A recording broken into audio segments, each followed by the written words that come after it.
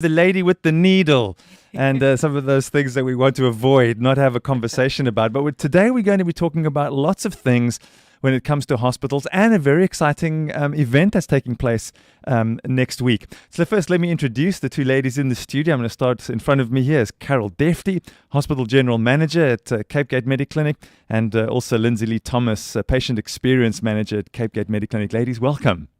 Thank you. Yeah, really nice having you. Funny, when I read Patient Experience Manager, I immediately think that seems like it must be quite a tough job because you don't necessarily go to hospital by choice. Sometimes you have to. Other times it's an emergency, and hospitals sometimes are a scary place. Now, I'm going to start by saying I spent quite a lot of time at hospital this year. Fortunately, everything's been sorted out and back to good health. And my experience was very, very good. So what does it take to get a hospital to a space where somebody can have a good experience? What's happening in the background? Sure, it's managing expectations of our patients. Yeah. Patients come in anxious, nervous, scared. So it's bringing that comforting, warming feeling to your clinical care. So that's definitely something that we try and foster with a culture in our hospital. Yeah. So you being kind to the people who are feeling uncomfortable, nervous, and the like. When it comes to being a general manager of a hospital, and it's a big Medi-Clinic out at Cape Gate side of the world, now when we're heading towards the festive season, things change for a lot of people, but I think there's some changes too in a hospital as it prepares for that time of year. I think what changes dramatically is that during the year there's a lot of elective type procedures. You know, you wait for having your knee replacement or whichever type of procedure.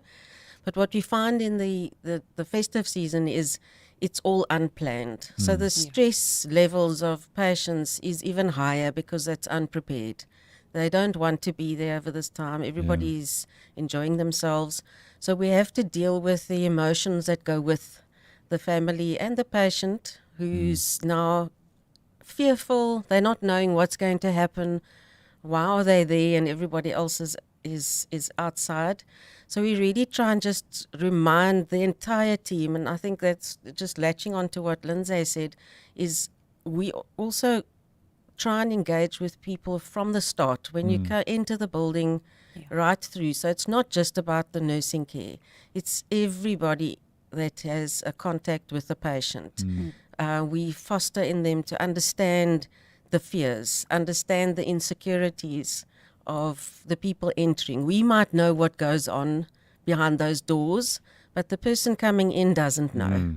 They have no idea what's going to happen, how it's going to happen, when it's going to happen.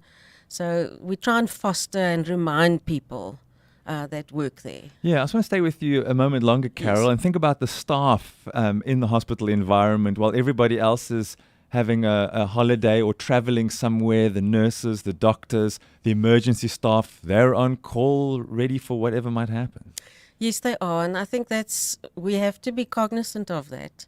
We have to also, we try and actually just boost them. So we do little treats and just be in contact with the team that's on duty, because it gets extremely busy, actually busier than normal in the emergency unit because it's all unplanned.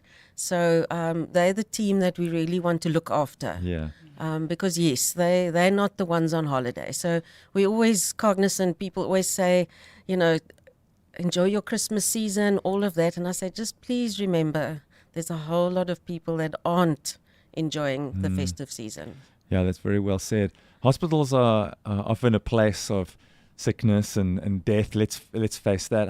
How do you cope, and how do you help others in the hospital cope with that kind of, I suppose, the emotional side of things? How do you cope with having to deal with that on a daily basis and the mental health aspect of things in the hospital environment?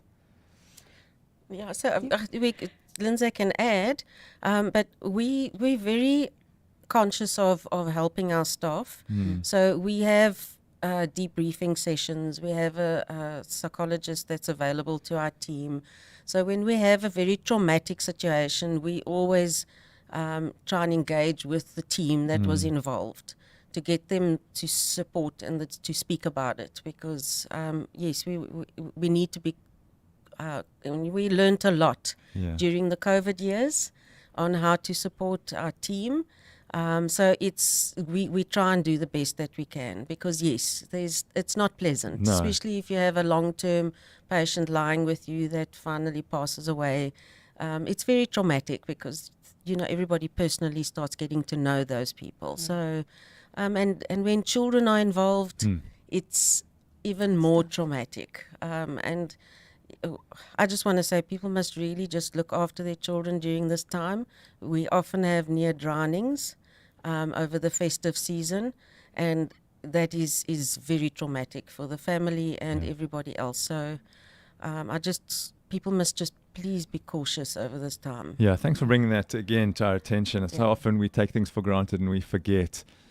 Lindsay, I just want to talk about this event coming up. Yes. I'm really excited. I mean, Almarie's has a massive hand in bringing this event together, Golfing for Teddy. And tell us more about what's happening for the listeners are saying, okay, what exactly is going to take place next week? So we will be welcoming the Cape Purple team to Medi-Clinic Cape Gate, and we'll be delivering teddies in our pediatric unit, because nobody wants to be in a hospital during this time, especially with school ending. You want to enjoy your holidays. So all the kids that are there, we never want there to be kids there, but those that are there, we want to spoil them. So bring a little bit of festive cheer to them. And we may have somebody, I'm not saying who, somebody special coming to the hospital with the team, and just to try and bring a smile to their faces. Yeah. I mean, that's something that I think I'm trying to imagine as a parent, if I had to have a child who's in hospital during that time, when it's really supposed to be the fun school holiday time, and feeling down and being a part of that. What can people in general, just outside of something special like we're doing an event, can come and serve in a hospital in some way?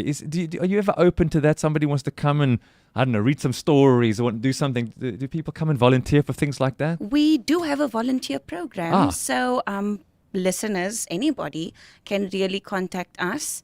I can provide my details to Almarie as well. Sure. And we can register them on our volunteer program. So when we do special events, and we have, for example, Mandela Day, we do invite people to come and give some time back in the hospital, whether it's reading to the elderly, whether it's coming to the pediatric unit. We even considered maybe doing caroling this year. Interesting. Unfortunately, not many people have the voice for singing. Yes, I think Almarie's just popped out of the studio now, and she's a wonderful singer, and I'm in that space. I'm like, I can speak, but don't ask me to sing. Yeah. So I also thought, fantastic idea. Maybe we need to test that before we actually go live with that. We don't want to traumatize anybody. I like that. Carol, I get the feeling, though, just a wonderful family environment amongst the staff. I mean, you got people with so many different roles to fulfill, and many people don't even realize what's happening underneath the behind the scenes, to make a hospital run. But I get this feeling it's a real family environment.